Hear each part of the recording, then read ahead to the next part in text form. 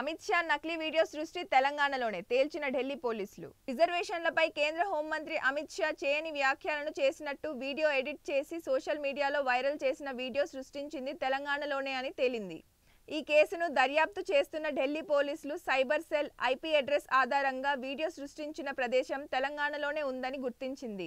రిజర్వేషన్లపై కేంద్ర హోంమంత్రి అమిత్ షా చేయని వ్యాఖ్యలను చేసినట్టుగా ఎడిట్ చేసి సోషల్ మీడియాలో వైరల్ చేసిన వీడియో సృష్టించింది తెలంగాణలోనేనని తేలింది.